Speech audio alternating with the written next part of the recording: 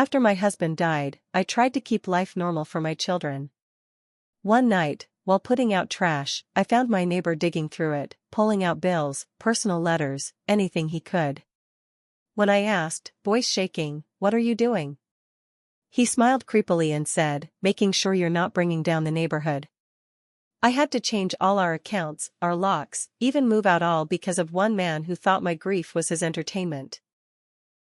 My husband Mark died in a wreck that shattered everything we had.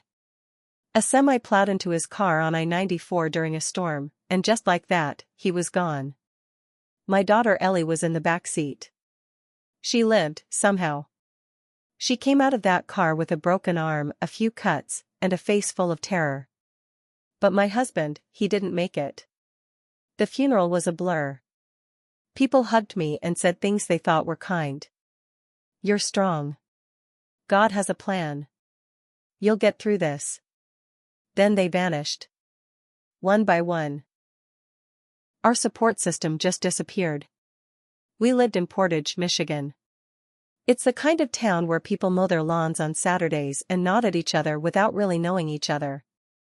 The kind of place where you can suffer in silence, and no one notices. I tried to keep life normal for my kids. Ben was 12, Ellie was 9. I kept packing their lunches. Kept the bedtime routines. I even sang Ellie's favorite lullaby when my throat was raw from crying. I did everything I could to not fall apart. But it was hard. And then came the neighbor. Gerald Walker. He was the kind of man who seemed harmless if you didn't look too long. Late 50s, stiff posture, wore the same style of shirt every day, button-up tucked into beige slacks. Always alone. Always watching. Lived across the street with his little dog Riley that barked at shadows. I never liked him, but I never thought he was dangerous. At first, it was little things. He made comments when I was outside. "Your trash bin's still out, collection was yesterday." Or, tall grass attracts pests. I always smiled politely, gave a quick thanks and walked away. I didn't have the energy for more. But it kept going. One time, he knocked on my door. I was still in pajamas, trying to feed the kids breakfast. He told me my curtains were too thin and that people could see inside. Then he added, "That's not safe with children." It creeped me out. I told him I'd take care of it and closed the door fast. I started noticing him more. Every time I took the kids to school, he was out front. Just standing there. Staring. Or walking his dog, even if Riley didn't move more than 2 feet. I tried to ignore him. But then came the night that changed everything. It was a Thursday. Late. Maybe 11:30 p.m. The kids were asleep. I couldn't rest. I hadn't been able to for weeks. I cleaned to stay sane. That night, I gathered up bags of trash. Old mail, bills I didn't want to look at, torn up birthday cards that made me cry, all of it. I took it out to the bins. As I got closer, I noticed the bin lid was already open. That was odd. Then I saw a flashlight beam. There was a man kneeling there. Digging. He was pulling out paper, reading it under the light. My stomach dropped. "Hey!" I yelled. "What are you doing?" He turned around slow, like he already knew I was there. Like he was waiting for me. It was Gerald. He smiled. Not a friendly smile. Not a nervous one. It was cold. Like he was enjoying it. Then he said, "Just making sure you're not bringing down the neighborhood." I didn't speak. I just backed away and slammed the door behind me. I locked it. Then I slid a chair under the knob. My hands wouldn't stop shaking. The next morning, I went through the trash. Some stuff was gone. I know it was. Bills. Personal letters. A copy of the death certificate I'd meant to shred. It was all missing. That day, I changed every password I had. I froze my credit. I closed our old joint account. I called a locksmith. I even covered the mail slot in the door. I installed cameras too, front door, back door, and a small one aimed at the trash bins. I didn't tell the kids. I didn't want to scare them. But I was terrified. Then things escalated. 1 week later, I got a knock on the door. A social worker. Someone had made an anonymous report. Said I was neglecting my kids. That the house was unsafe. That I was emotionally unstable. They had to check. They looked around. Talked to Ben and Ellie. I kept it together while they were inside, but the moment the door closed behind them, I dropped to the floor and sobbed. That wasn't all. The HOA sent me warnings. One after the other. Bins visible from street. Yard not maintained. Possible code violations. They even included a photo. Someone had taken a picture of our front porch at night. I knew who it was. There was no doubt in my mind. I knocked on Gerald's door one evening. I was shaking. He opened slowly, like he had all the time in the world. You need to stop, I said. I know it's you. He looked at me like I was a stranger. I'm sorry, I don't know what you're talking about. I opened my mouth to argue, but the look on his face, it wasn't confusion. It was glee. He enjoyed watching me squirm. I walked away. I didn't sleep that night either. I lasted another 3 weeks. Then I started packing. I found a rental in Plainwell. Smaller. Older. But it was something. Somewhere new. I didn't want to uproot the kids again, but I couldn't take it anymore. The feeling of being watched.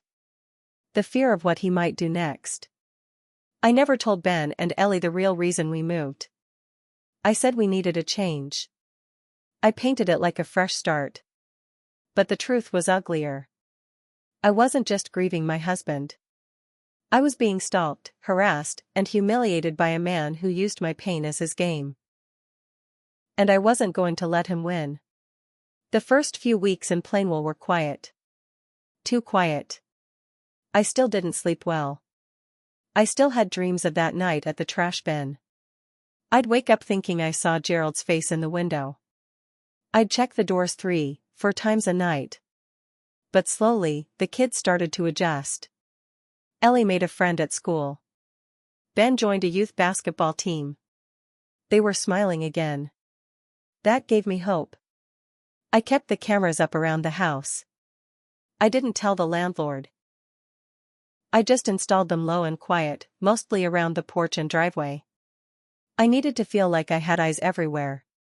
About 2 months in, I got a call from my old neighbor, Patrice. She lived 2 houses down from our place in Portage. She wasn't someone I was close with, but she'd always been polite. She sounded nervous. Hey, she said, I know you moved, but I thought you should know, Gerald's been talking about you. My stomach dropped. What do you mean? I asked. She paused. He's been telling people you were unstable. That you fled the neighborhood. That your husband's death broke you and you started acting out. He said you screamed at him on his lawn and tried to accuse him of crimes. I sat down on the kitchen floor. Patrice went on. He said you left your kids alone a lot. That he was just trying to help. People are starting to believe him. I didn't know what to think. But I remembered the way you left. And how fast it happened. That was all I needed to hear. I thanked her, hung up, and sat there for hours. I wasn't surprised. I was angry. He wasn't just done harassing me, he was rewriting the story. Making himself the hero. I started collecting everything I had. Old security footage. Screenshots of the HOA letters. Copies of the CPS visit record. Even the video from the night I saw him in my trash. He was barely in frame, but it was something. It wasn't much, but it was proof that I wasn't crazy. I didn't want to go to the police. I already knew how that would go. No direct threats. No physical harm. Talk to your lawyer, they'd say.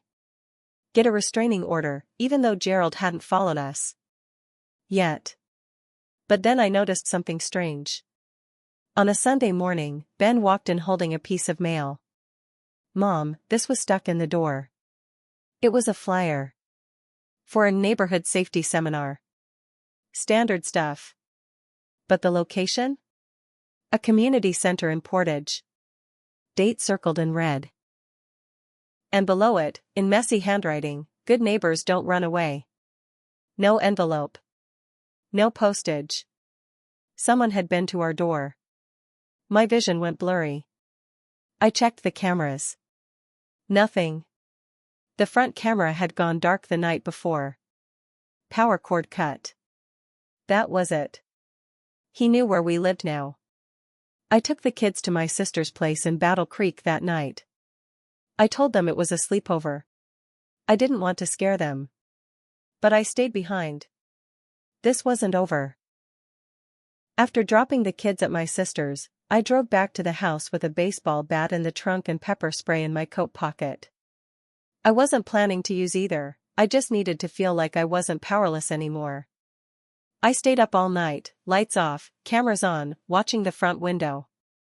I didn't expect him to show up again so soon, but around 3:40 a.m., my motion alert pinged. There was a shadow near the side gate. I checked the feed, grainy, but I could see him. Gerald. He wasn't even trying to hide.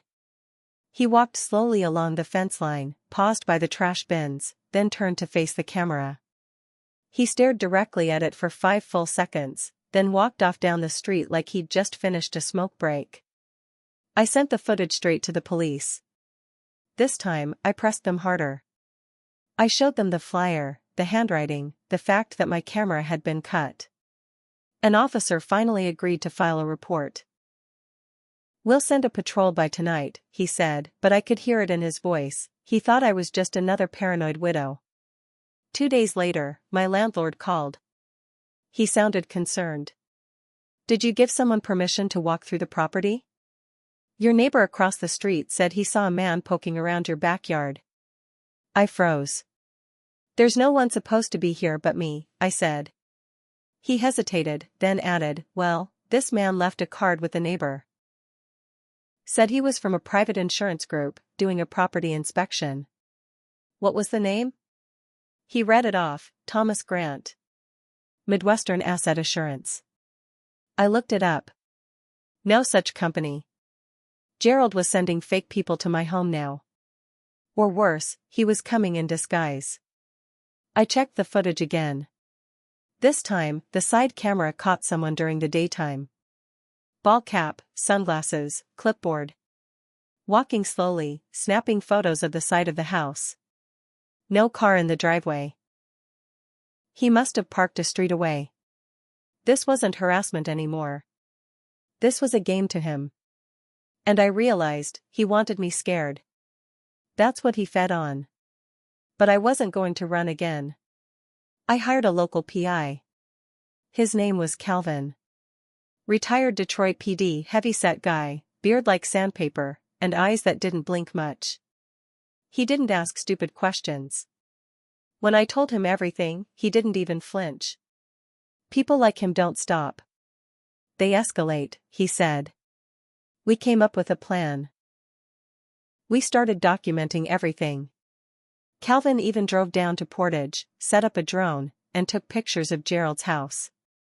He noticed something odd right away. Gerald had motion lights facing the street, but none facing his backyard. No cameras. No signs. Nothing. That's when Calvin said, "He wants to see people. He doesn't want to be seen." I started digging, too. Old property records. HOA meeting notes. A court database. And I found it. Gerald Walker had a restraining order filed against him back in 2004. By a woman named Caroline Hunt. Same county. The case was sealed, but the title of the document read, "Harassment, Invasion of Privacy, Threat of Litigation." Then I found Caroline. She lived in northern Michigan now. I reached out, not expecting much. But she responded the same day. "I believe you," she wrote. "I went through it too." She told me everything. He was her neighbor, just like with me. Watched her. Stalked her.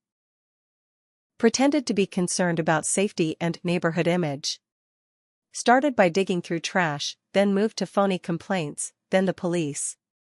She filed the restraining order after he broke into her garage and left a typed note on her car seat, "This is your final warning."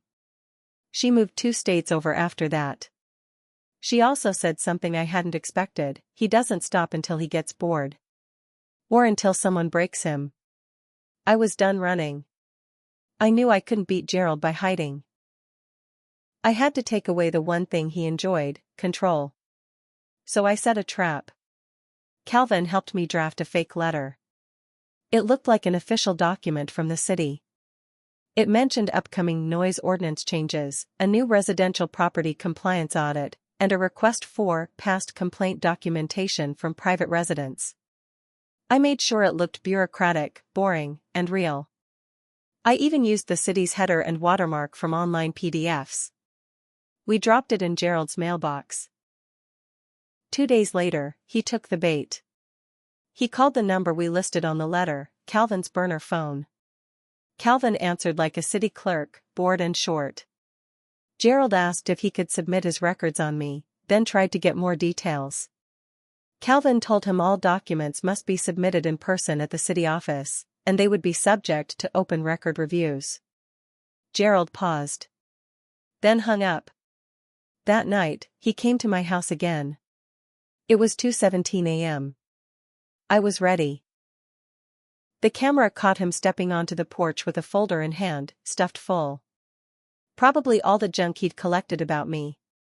He slid it between the screen door and the front door, then walked back to the curb. That's when the motion lights turned on, and so did Calvin's high beam from his parked SUV across the street. Gerald froze. I stepped outside with my phone aimed at him, recording everything. "Smile," I said. "You're going viral." His face twisted. "You don't understand." He started, but I cut him off. "No. You don't understand. I have video of you trespassing. Digging through my trash. Stalking my home. Cutting my camera wire.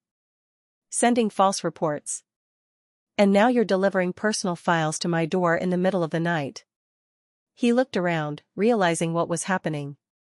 Then Calvin got out of his car. "You've done this before, haven't you?" Calvin said, holding up his own camera. "To other women. I talked to one. Caroline Hunt. Remember her?" Gerald's jaw clenched. I stepped closer. "You tried to make me lose my home. You made my kids feel unsafe. You stalked me when I was grieving my husband. You're not a neighbor. You're a predator." He didn't say anything. He just turned and walked away into the dark. We called the cops that night. And this time, they listened. Between my recordings, Calvin's footage, and Caroline's statement, they opened a formal investigation. They found old complaint letters Gerald had sent about other women in his past neighborhoods. Some anonymous. Some signed. A clear pattern. It took 3 months, but the charges stuck. Stalking. Harassment. Criminal trespass. And because he lied on his statements to CPS, they added filing false reports to the mix. The news picked up the story, grieving widow stalked by neighbor, and for once, people believed me. Even people from Portage reached out. Some apologized for not seeing it sooner. Some shared their own creepy stories about Gerald. He lost his job at a local insurance firm. Turns out, he had lied about his previous address history. The HOA removed him. The house went up for sale 2 months later. I heard he moved in with a cousin in Indiana. Alone. I stayed in Plainwell. I repainted the living room. Took Ellie to her recitals. Watched Ben win his first basketball tournament. And every time I walked past the trash bins, I smiled. I wasn't afraid anymore. And I didn't forgive him. Because some people don't need forgiveness. They need consequences. Gerald thought my pain made me weak. But he forgot one thing, I was still standing. And I remember everything,